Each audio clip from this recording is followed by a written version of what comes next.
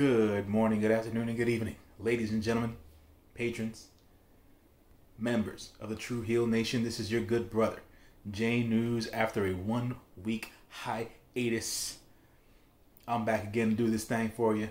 Had to take the week off because the G1 Climax 30 tournament was such a, it's a lot to cover. So I wanted to bring about what's been going on within the last 10 days of New Japan, the Power Struggle show here, and you'll see a separate video for the wrap up on the New Japan strong shows that occurred on this that aired on New Japan World on the 16th and the 23rd. I'll do a separate video for that tomorrow. But this is Road to Power Struggle. This is Friday night, October 23rd, 2020. This happened at Kurikan Hall. Attendance was 597 live to watch that action. First match of the night, back to it. Young Lions, Yota Tsuji and Yuya Uemura went at it for 9 minutes and 9 seconds. One of their more, I would say, solid matches. Nothing crazy to report here necessarily. They started out with a good exchange on mat-based wrestling between the two, and Yuya Uemura picked up the win with the double overhook suplex bridge pin combination over Yota Tsuji. So starting off the new tour is Yuya Uemura on top with the Young Lions. Second match of the night, we had a tag match. Gabriel Kidd, the Young Lion, and Kazuchika Okada of Chaos. It seems like Gabriel Kidd is always being, when he's not in Young Lion matches solo, he's always being paired with Chaos. So I'm not sure what that means for him in his future, but we'll see now that Will Ospreay has disbanded from Chaos. So Gabriel Kidd and Kazuchika Okada versus the Great Okan and Will Ospreay. This match lasted about 10 minutes and 17 seconds. To continue what we spoke about in the G1 Climax tournament, the Will's turn in the A block when Great Okan premiered, or when he debuted, should I say? I'm sorry. And what happened at the final. Great Okan's not necessarily the most exciting wrestler to watch. I guess you can consider him a big man. He has a very generic moveset, to say the least. It doesn't necessarily impress. Will Ospreay was crisp. Kazuchika Okada was crisp. I liked the tenacity and the fire that Gabriel Kidd always shows, but he was really into this particular match. I guess he was really trying to show Okada that he can hang and he can be a viable member to Chaos. I'm not sure, but that's just the way that it came off. But at the end of it, Great Okan got the pin on Gabriel Kidd with his eliminator. I guess you can say it was a claw into a choke slam. That is what the eliminator is, the finisher. So this furthers the whole match that will happen at the Power Struggle event on November 7th. Great Okan versus Okada. Will Ospreay told Okada he would have to beat Great Okan first before he can get to him, which I think will probably lead to Kazuchika Okada and Will Ospreay going one-on-one during Wrestle Kingdom 15 in the new year. Third match of the night, we had a 6-man tag, Los Ingobernables de Japón, Bushi, Hiromu Takahashi, and Shingo Takagi versus members of Suzuki-gun, Yoshinobu Kanemaru, Desperado, and Minoru Suzuki. This match was 12 minutes and 51 seconds of mellow pace at the beginning, then the pace picked up towards the end. When Minoru Suzuki and Shingo Takagi entered the ring is when the match picked up the pace, believe it or not. They went like full steam ahead, 100 miles an hour for some reason, and their exchange was great. As we know, Bushi and Takahashi are furthering their feud and their stake to claim for the IWGP Junior Heavyweight Tag Team Championships against El Desperado and Yoshinobu Kanemaru. In this particular match, Shingo Takagi used the pumping bomber to finish Yoshinobu Kanemaru and get the pin here. Shingo Takagi looked strong. Everybody looked strong. Nobody necessarily looked weak in this match outside of Yoshinobu Kanemaru being that he was the one that was pinned. Death Speed didn't necessarily have much of a take in the match, to be quite honest. Bushi was the one who carried the match. He's the one who was taking the majority of the punishment. Takahashi made a quick entry, doing a lot of mouthing off and outside work. And Shingo Takagi, as I said before, basically finished the match with Minoru Suzuki before Kanemaru got the tag to be the legal man and get his ass beat and pinned. Fourth match of the night. Had another 6-man tag. We had Hanma, Hiroshi Tanahashi, and Kota Ibushi versus members of the Bullet Club. We had Gato, Kenta, and Jay White. 10 minutes and 36 seconds here. Hanma the throw-in, Gato the throw-in. Basically, it's been highly recorded now that Jay White feels like there's some sort of a Bullet Club conspiracy against him, trying to make sure that he doesn't get to where he wants to get to. Kota Ibushi brought his contract to the ring, so Kota Ibushi doesn't have a briefcase like Kenta does. He basically had a leather folio, a leather book folio with the with the contract that he brought it to the ring for his certificate contract for the IWGP main event at Wrestle Kingdom. Jay White and Kota Ibushi played off of that because they have their match at the main Power Struggle show on November 7th. Hiroshi Tanahashi and Kenta also are butting heads and feuding because they will be going one-on-one. Hiroshi Tanahashi will be challenging for the right to the rights certificate for the IWGP US Heavyweight Championship briefcase that Kenta is currently holding, and Hanma and Gato were just a part of the match.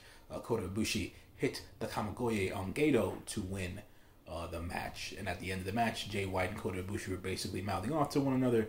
Jay White saying that he should be the man at the main event at Wrestle Kingdom 15.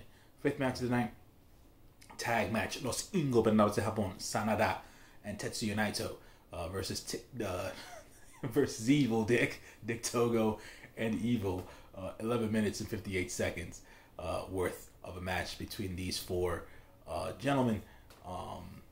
I would say here, Sanada kept the peace. Sanada is a loyalist at the end of the day. He has Naito's back.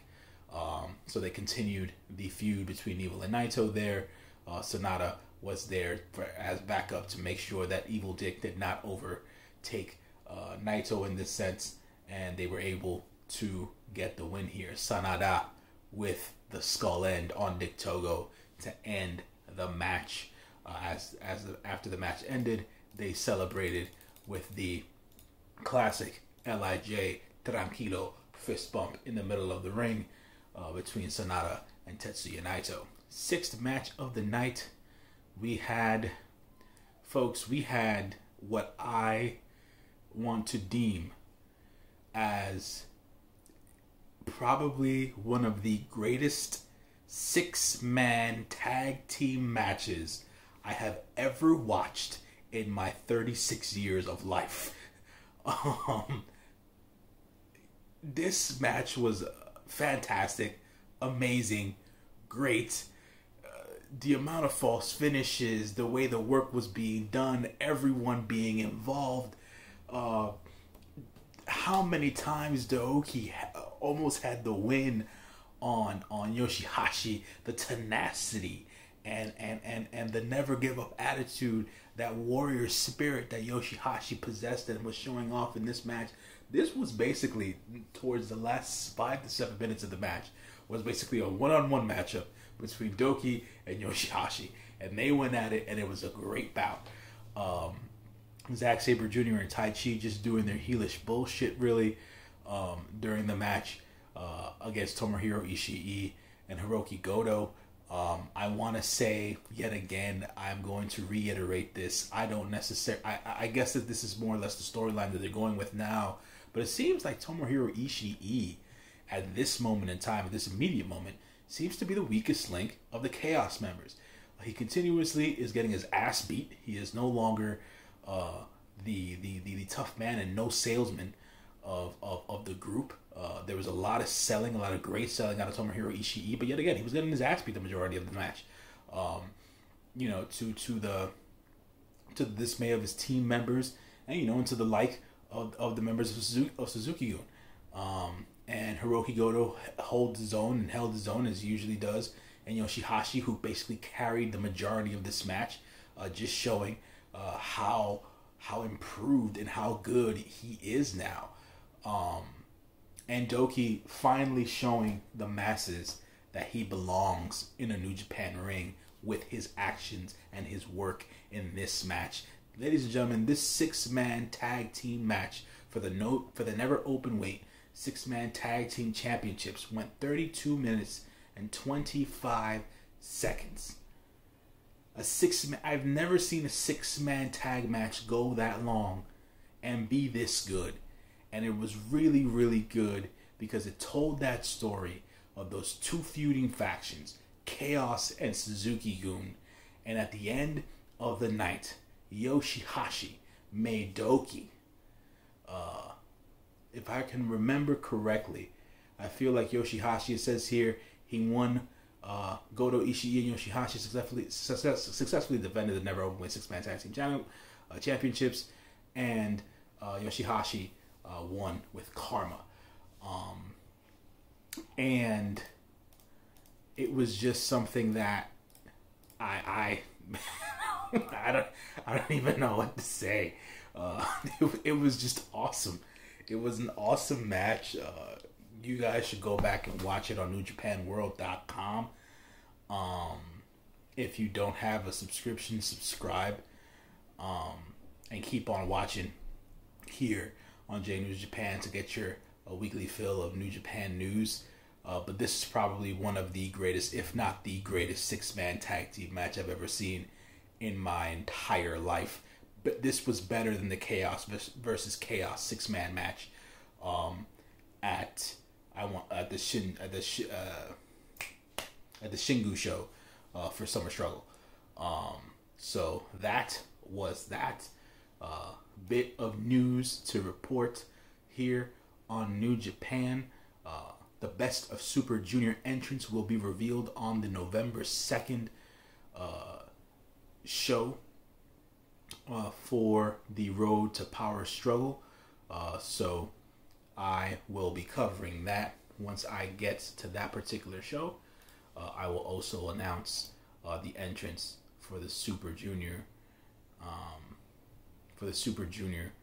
tournament, and I'm sure that before the 7th comes for the actual Summer Struggle show, we will get the participants for the World Tag League as well.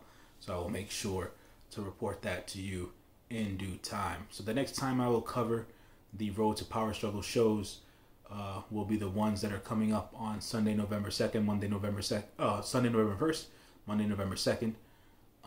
Those are going to be the other two televised house shows for Road to Power Struggle. Then the Power Struggle show itself will be on Saturday, November 7th. So to piggyback off of some more news, like I said before, the New Japan Strong shows from the 16th and the 23rd, I'm going to do together. That'll be a separate recording that I do for you guys tomorrow. And then I should be back to doing my weekly New Japan Strong shows going forward. So, as always, folks, thank you for watching. Make sure that you like, share, comment, and subscribe to the True Heel Heat YouTube channel. And be safe out there. Take care of yourselves and be good to one another. This has been your good brother J News. I'm about this. Peace.